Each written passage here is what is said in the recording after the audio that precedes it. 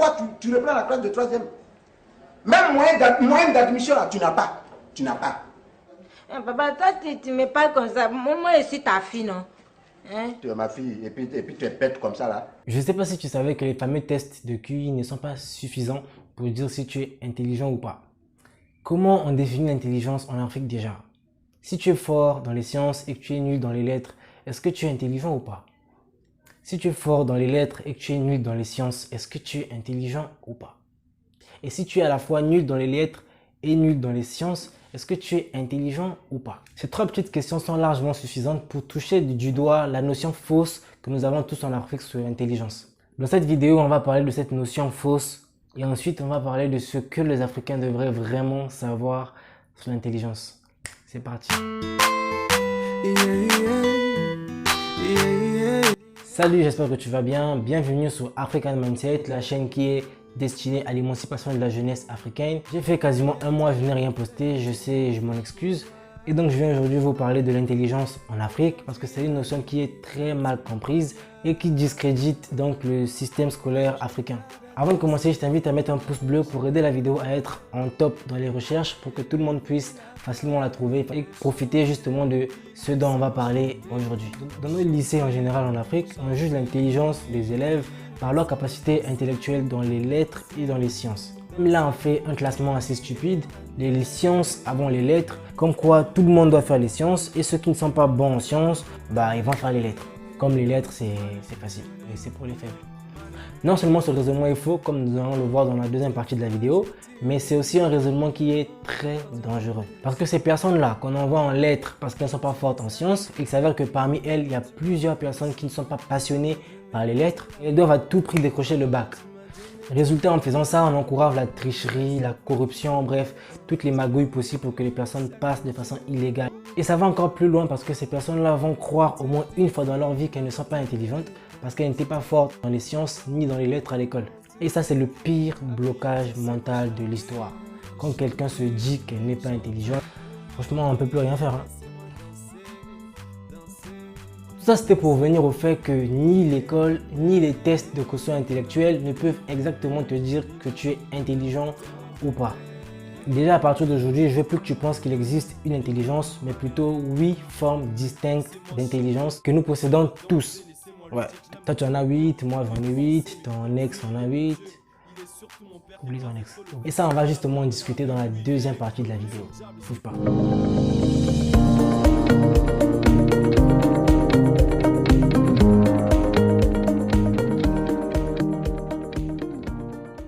Vous connaissez les autistes? L'autisme ou le syndrome d'Asperger est une maladie qui atteint les enfants avant l'âge de 3 ans.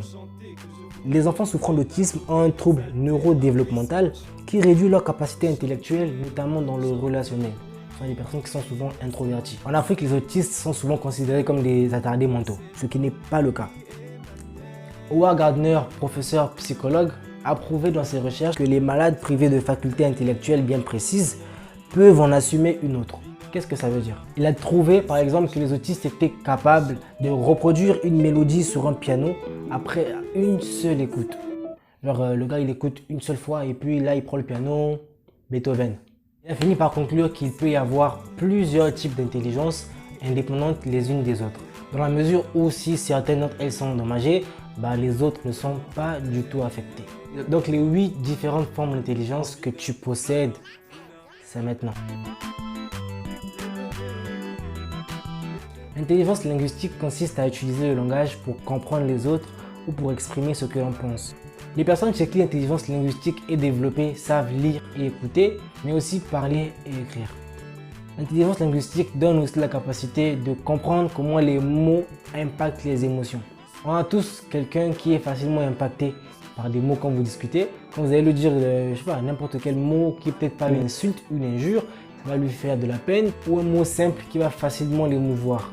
Les personnes qui ont des émotions facilement impactées par des mots ont une intelligence linguistique très développée. Contrairement à elles, il y a des personnes qui sont difficilement impactées par les mots, très insensibles aux mots. Ces personnes-là ont juste une intelligence linguistique peu développée. Toutes les personnes qui manipulent le langage à l'écrit comme à l'oral utilisent l'intelligence linguistique. Les avocats, les poètes, les écrivains et même les hommes politiques. L'intelligence logico-mathématique est développée chez les personnes qui maîtrisent l'analyse, la logique, l'observation et la résolution des problèmes. Il est utilisé en général par les médecins, les informaticiens, bref les scientifiques en général, mais aussi chez les personnes qui ont besoin de résoudre des problèmes dans la vie quotidienne, un peu comme les managers par exemple. Et donc ici je voulais vous dire que l'école justement et les tests de QI ne mesurent que l'intelligence linguistique et l'intelligence logico-mathématique. On nous juge que sur 2 intelligences sur 8. Est-ce que c'est la fin du monde? L'intelligence interpersonnelle permet à l'individu d'agir et de réagir avec les autres de façon correcte. Elle permet l'empathie, la coopération, la tolérance. Elle peut aussi parfois détecter les intentions de quelqu'un sans qu'elle ne soit ouvertement avouée. Cette forme d'intelligence permet de résoudre des problèmes liés aux relations avec les autres. C'est là que je vous parle de Moussa. Moussa est un jeune garçon qui est peut-être le plus vieux de sa classe et qui n'est pas très brillant à l'école. Par contre, dans la cour de récré, hors de l'école, dès qu'il y a une bagarre, une dispute ou n'importe quel souci, c'est Moussa qui a l'aptitude de trouver rapidement des solutions, ramener tout à la normale. Il est aussi capable d'assurer la solidarité, la cohésion et le leadership à l'extérieur des classes. Pourtant, Moussa est persuadé qu'il n'est pas intelligent parce qu'il a de très mauvaises notes en mathématiques et dans les langues. Pensez-vous qu'on devrait dire à Moussa qu'il est autant intelligent que Nada, qui est la meilleure élève en classe en mathématiques? L'intelligence interpersonnelle est caractéristique des leaders, des organisateurs ou des managers, et d'une manière générale de tous ceux qui ont besoin de communiquer avec les autres, ceux qui sont doués dans le relationnel.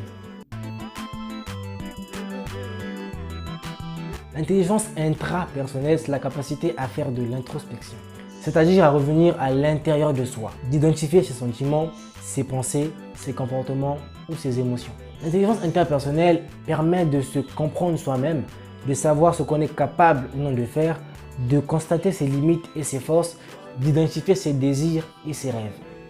Vous voyez les personnes qui savent exactement ce qu'elles veulent dans la vie. Elles savent prendre des décisions qui les concernent directement. Cette forme d'intelligence nous permet de résoudre les problèmes reliés à notre personnalité et de travailler sur soi. Elle fonctionne en relation avec l'intelligence interpersonnelle, vu que pour bien comprendre les autres, il faut connaître ses propres émotions et savoir les contrôler. Elle est beaucoup développée chez les psychologues, les comédiens et même les musiciens. L'intelligence musicale est la capacité de penser en rythme et en mélodie, de reconnaître des modèles musicaux, de les mémoriser, de les interpréter. C'est aussi être sensible à la musicalité des mots ou à l'accord des rythmes. Les personnes qui ont du mal à suivre le rythme en tapant des mains par exemple, ou qui sifflent très fort en essayant de reproduire une chanson. Ces personnes-là ont une intelligence musicale peu développée. A l'inverse, toutes les personnes qui ont la capacité de chanter juste et en rythme, sans avoir eu le moindre cours de chant, ont une intelligence musicale développée. C'est une forme d'intelligence qui est développée chez les chanteurs, les musiciens, les danseurs, bref, tous ceux qui utilisent du rythme comme les monteurs de vidéos par exemple.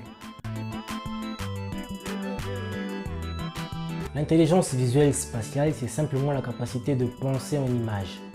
Les personnes chez qui c'est développé ont généralement un très bon sens de l'orientation. L'exemple le plus pertinent ici, c'est quand vous voulez aménager une pièce vide chez vous. Il y a des personnes qui savent à l'avance comment il faudra agencer les meubles, quelle couleur sera harmonieuse, etc. A l'inverse, il y a ceux qui arrivent même pas à se projeter. Il faut que tout soit déjà placé pour donner son avis. C'est une forme d'intelligence qui est beaucoup utilisée par les peintres, les architectes, les géographes, les dessinateurs de mode par exemple, et même les photographes. L'intelligence kinesthésique est la capacité d'utiliser son corps pour communiquer ou s'exprimer dans la vie quotidienne ou dans un contexte artistique. Pour apprendre en manipulant des objets, pour faire des exercices physiques ou pour pratiquer des sports. Il existe donc un potentiel intellectuel qui permet au basketteur de calculer la hauteur du panier, la force de l'effet qu'il doit donner au ballon lors d'un lancer.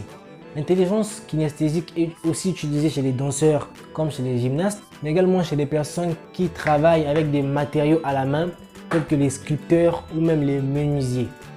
L'exemple le plus phare que je peux vous donner, c'est ce scénario-là, Boubou Design, qui a une intelligence kinesthésique hyper développée. Lui, ce qu'il arrive à faire avec, là, c'est dingue.